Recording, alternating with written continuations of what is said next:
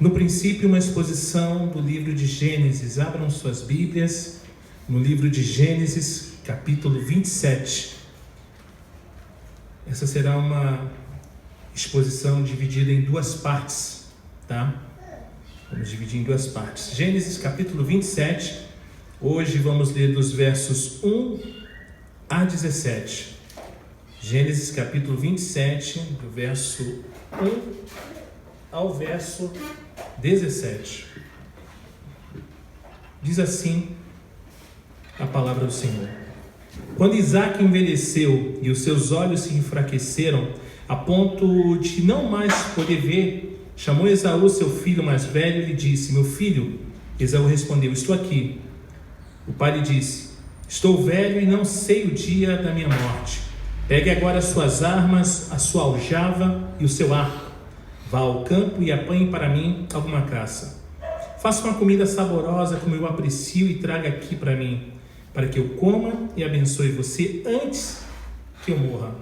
Rebeca esteve escutando enquanto Isaque falava com Esaú, seu filho.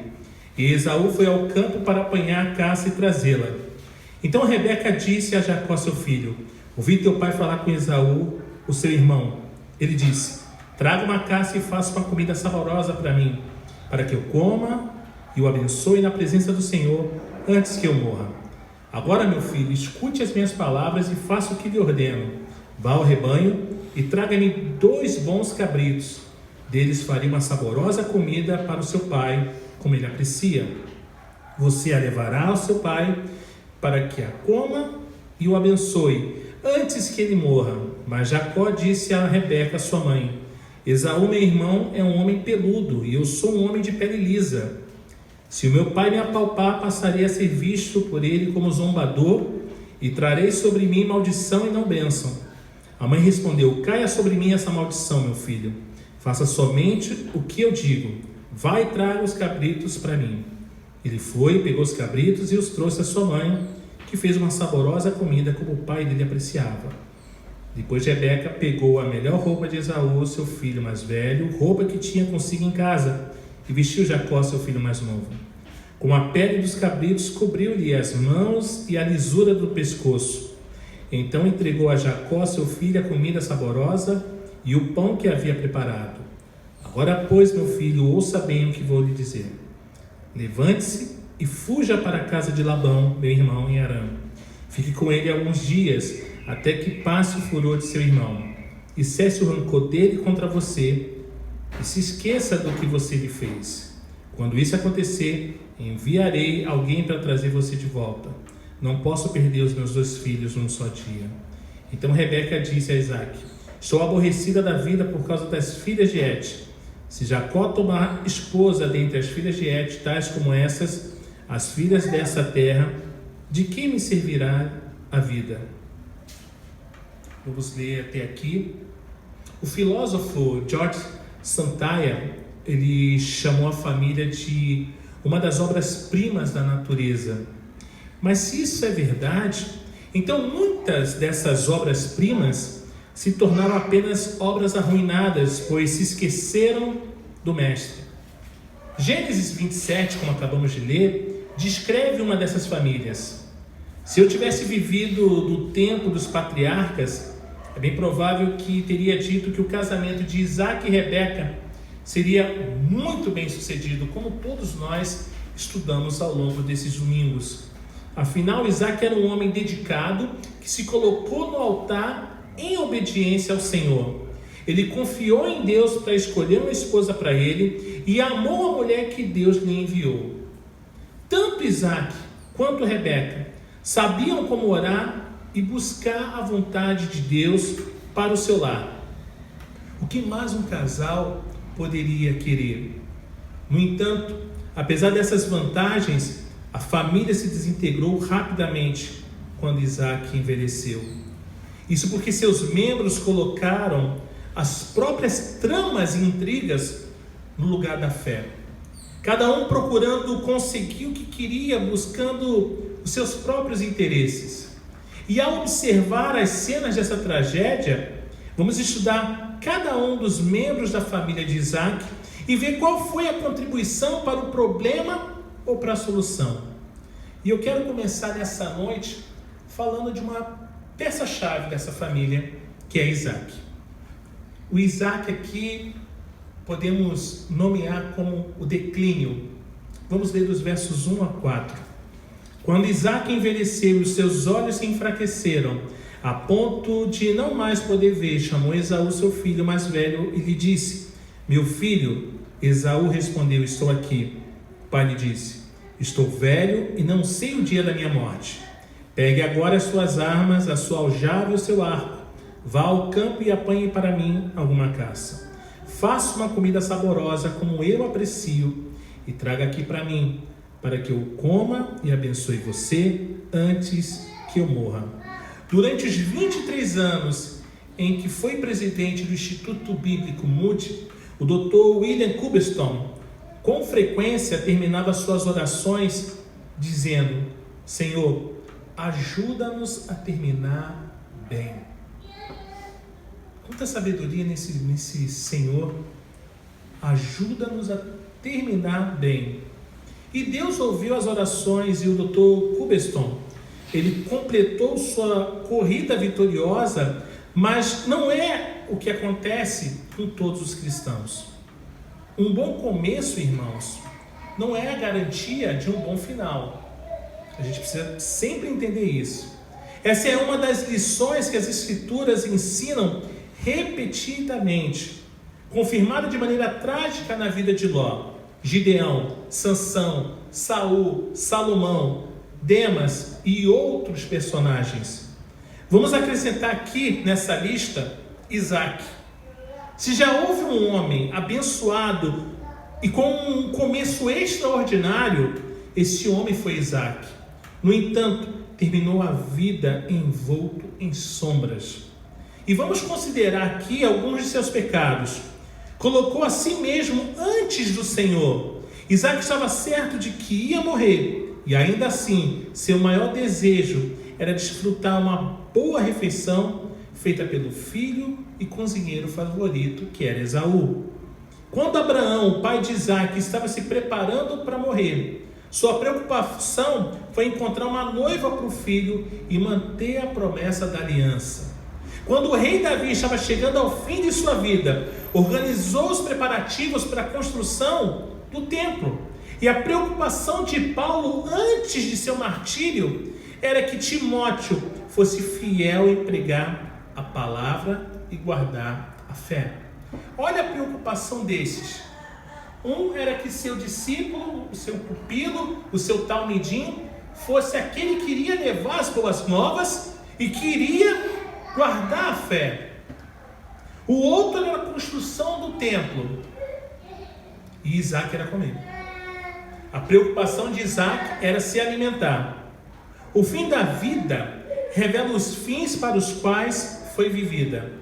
Quando P.T. Barnum, promotor de eventos, estava morrendo, perguntou: qual foi a arrecadação de hoje? Napoleão gritou em seu leito de morte: exército, general do exército. O naturalista David Tow disse apenas duas palavras: alce, índio. Porém Isaac, o homem que havia meditado e orado nos campos ao sair da tarde, e que havia intercedido junto ao Senhor por sua esposa, queria apenas uma coisa: uma saborosa refeição de carne de caça. Em vez de procurar pacificar a contenda em sua família, causada pelo favoritismo egoísta dele e de sua esposa, Isaac ele perpetuou a rixa e destruiu a própria família. Desobedeceu o mandamento de Deus. Antes dos meninos nascerem, Deus havia dito a Isaac e Rebeca que Jacó, o filho mais novo, receberia a bênção da aliança. No entanto, Isaac planejava dar a bênção a Esaú. Certamente Isaac sabia que Esaú havia desprezado seu direito de primogenitura, o vendendo a Jacó, e que havia se tornado indigno da bênção ao se casar com mulheres pagãs. Será que Isaac não se lembrava de que seu pai havia mandado um servo percorrer quase 800 quilômetros até Arã para encontrar uma esposa adequada para ele? Isaac estava pensando mesmo que poderia enganar Deus e dar a bênção ao profano e incrédulo Esaú? Viveu de acordo com os seus sentimentos. E muitas das vezes, irmãos, é assim que vivemos, de acordo com os nossos sentimentos. Isaac estava cego e, ao que parece, não podia mais se levantar. E é de pensar que numa situação dessas, ele confiaria em Deus e buscaria o seu auxílio. Mas ao invés disso, Isaac rejeitou o caminho da fé e confiou em seus próprios sentidos: paladar, olfato, tato, audição. Ele usou a abordagem científica e ela o decepcionou. Provérbios capítulo 19, verso 21 diz: há muitos planos no coração do ser humano, mas o propósito do Senhor permanecerá. Nossos corações podem estar repletos de muitos planos, de muitas coisas, mas é o propósito do Senhor que vai permanecer. Um personagem do romance de Ernest Hemingway, Morte da Tarde, provavelmente expressa uma das convicções do próprio Hemingway ao dizer: tudo o que sei é que depois de fazer coisas morais, você se sente bem, e depois de fazer coisas imorais, você se sente mal. Hoje em dia, a maior parte das pessoas apoiaria essa filosofia de vida, tomando decisões com bases apenas no sentimento e não no que se encontra na palavra de Deus. Se eu me sinto bem, então é bom. Mas será que é assim? A gente deve ser guiado pelos nossos sentimentos? Isaac era um crente em declínio, vivendo de acordo com as coisas naturais em vez das coisas sobrenaturais, confiando em seus próprios sentidos em lugar de crer na palavra de Deus e de lhe obedecer. Ele estava cego, preso ao leito e afirmando que ia morrer, mas ainda assim tinha um ótimo apetite. Com um pai desses como cabeça do lar, não é de causar espanto que a família se desintegrasse. O segundo personagem que eu quero compartilhar e falar com vocês é sobre Rebeca. Rebeca é o declínio. Vamos ler dos versos 5 a 17.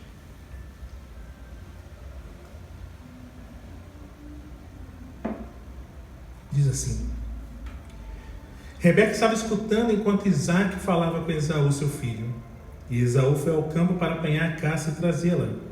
Então Rebeca disse a Jacó, seu filho: ouvi seu pai falar com Esaú, o seu irmão. Ele disse: traga uma caça e faça uma comida saborosa para mim, para que eu coma e o abençoe na presença do Senhor antes que eu morra. Agora, meu filho, escute as minhas palavras e faça o que lhe ordeno. Vá ao rebanho e traga-me 2 bons cabritos. Deles farei uma saborosa comida para o seu pai, como ele aprecia. Você a levará a seu pai, para que a coma e o abençoe antes que ele morra. Mas Jacó disse a Rebeca, sua mãe: Esaú, meu irmão, é um homem peludo e eu sou um homem de pele lisa. Se meu pai me apalpar, passarei a ser visto por ele como zombador e trarei sobre mim maldição e não bênção. A mãe respondeu: caia sobre mim essa maldição, meu filho. Faça somente o que eu digo. Vá e traga os cabritos para mim. Ele foi, pegou os cabritos e os trouxe à sua mãe, que fez uma saborosa comida como o pai dele apreciava. Depois Rebeca pegou a melhor roupa de Esaú, seu filho mais velho, roupa que tinha consigo em casa, e vestiu Jacó, seu filho mais novo. Com a pele dos cabritos, cobriu-lhe as mãos e a lisura do pescoço. Então entregou a Jacó, seu filho, a comida saborosa e o pão que havia preparado. Walter Scott escreveu em seu poema Marmion: ó, que teias emaranhadas tecemos, quando pela primeira vez a arte de enganar praticamos. Eu tenho falado isso há 2 semanas. Irmãos, por favor, não se esqueçam. Crer é viver sem tramar. Quando vivemos por fé, porque cremos, a gente não precisa tramar absolutamente nada. Crer significa obedecer a Deus, independentemente da forma como nos sentimos, daquilo que pensamos ou daquilo que pode acontecer. Estamos dispostos? Queremos isso? A obediência resultante da fé foi o segredo da vida de Abraão. Mas a falta dessa obediência pela fé gerou problemas no lar de Isaac e Rebeca. Rebeca percebeu quando Isaac chamou Esaú para ir à sua tenda e ficou por perto para saber o que estava acontecendo.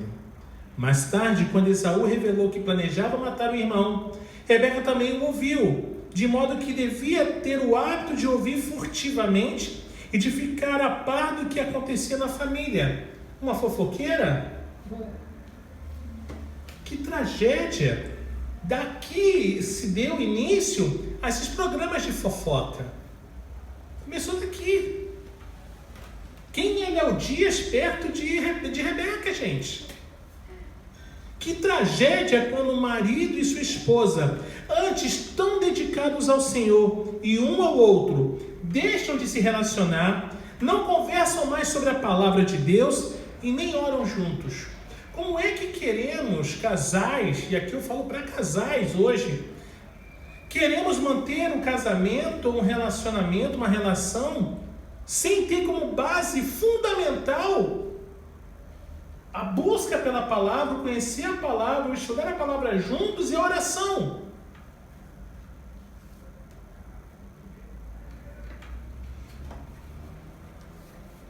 Sabendo que Jacó havia sido escolhido para receber a bênção da aliança, Rebeca imediatamente se encarregou de garantir que o filho predileto não perderia o que o Senhor lhe havia prometido. Se ela e Jacó tivessem conversado com Isaac enquanto Esaú estivesse fora, talvez o patriarca reconhecesse o que estava acontecendo e concordasse com eles. Mas ao invés disso, porém, Rebeca decidiu manipular Jacó e enganar o marido. O comentário do Novo Testamento sobre essa cena se encontra em Tiago, capítulo 3, do verso 13 a 18. Vamos ler? Tiago, capítulo 3, dos versos 13 a 18. Todos abriram, amém?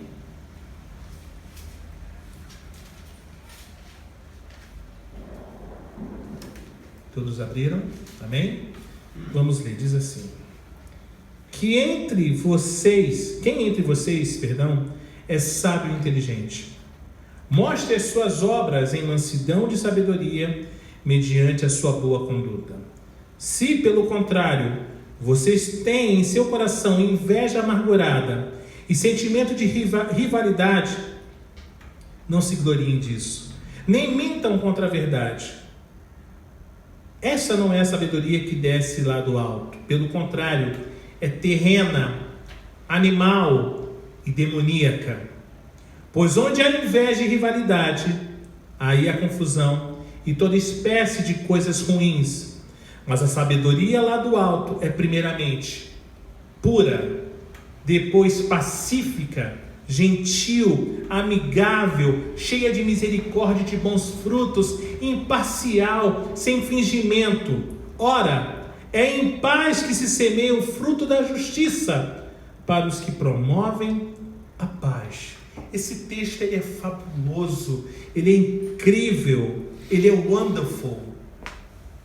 Isaac confiava em seus próprios sentidos, mas Rebeca dependia de sua sabedoria terrena. Porém, a sabedoria terrena sempre termina mal, pois onde há inveja e rivalidade, aí há confusão e toda espécie de coisas ruins. A rapidez com que Rebeca elaborou seu plano nos leva a suspeitar de que ela já havia pensado nisso de antemão.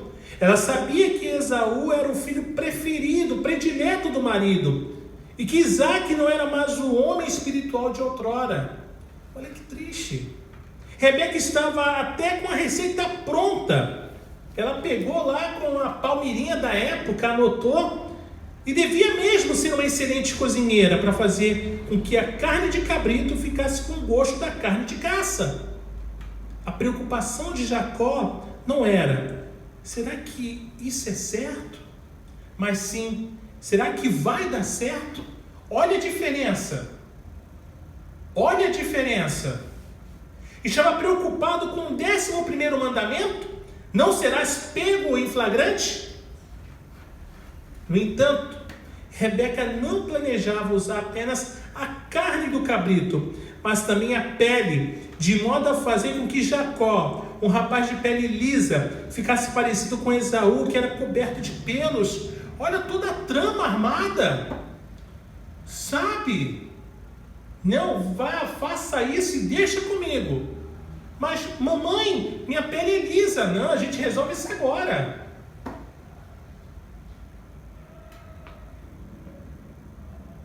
Ela também vestiu Jacó com as roupas de Esaú, para que ele ficasse com o cheiro do irmão que vivia ao ar livre. Para encorajar seu filho Jacó, Rebeca disse: caia sobre mim essa maldição. Mas não fazia ideia do que estava falando. Depois que Jacó partiu para Harã, Rebeca nunca mais viu o filho predileto. A filosofia de Isaac era: se faz com que eu me sinta bem, então é bom. Mas a filosofia de Rebeca era: os fins justificam os meios. Ela não pôde confiar em Deus, que Deus cumpriria seu plano, e teve de ajudar o Senhor. Afinal, era por uma boa causa. Não caia nessa de querer ajudar o Senhor, porque o Senhor não precisa da sua ajuda. O Senhor não precisa da nossa ajuda, tá? Contudo, não há lugar para dissimulação na vida do cristão, pois Satanás é o enganador. Só se você quiser estar com ele, aí podemos dar o seu nome, não há problema. Mas Cristo é a verdade. Salmo 32, 2 diz assim: bem-aventurado o homem em cujo espírito não há dolo. Que Deus nos bendiga